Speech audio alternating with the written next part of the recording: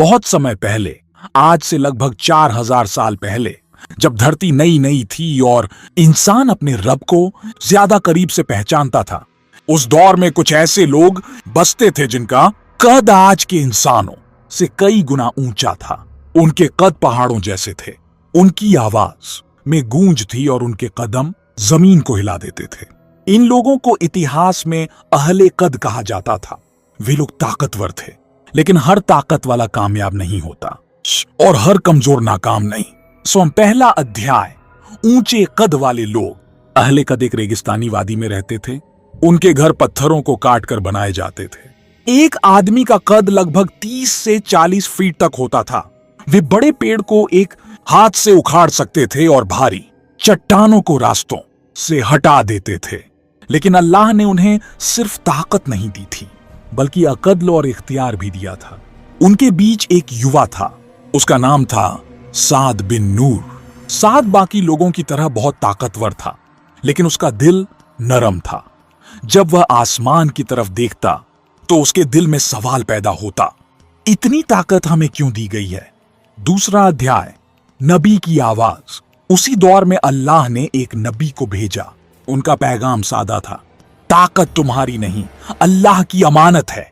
अगर तुमने घमंड किया तो यही ताकत तुम्हारी तबाही बनेगी। बहुत से लोगों ने नबी की बात का मजाक उड़ाया। वे कहते थे, हमसे ताकतवर कौन है, हम पहाड़ों को झुका सकते हैं, हमें कौन सजा देगा। लेकिन साद चुप रहता। उसका दिल गवाही देता था कि सच्चाई ताकत में नहीं, झुकने में है। च्यूम। तीसरा अध्याय, घमंड की शुरुआत। अहले कद के सरदारों ने बड़े बड़े महल बनवाए।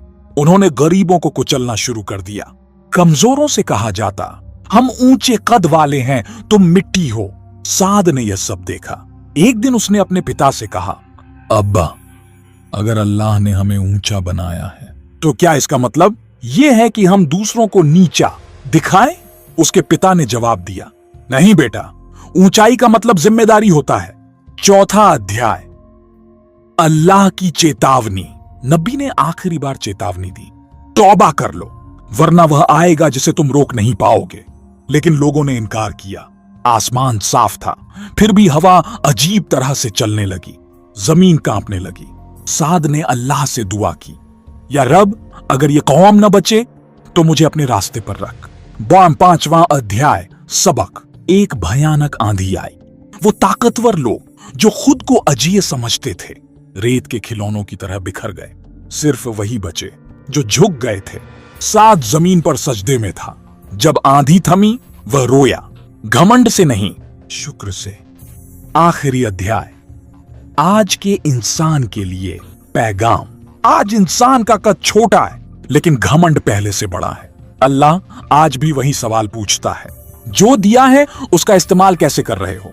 सबक, ताकत परीक्षा है, घमंड तबाही है, झुकना ही असली ऊंचाई है, अल्लाह पर भरोसा ही असली मोटिवेशन है।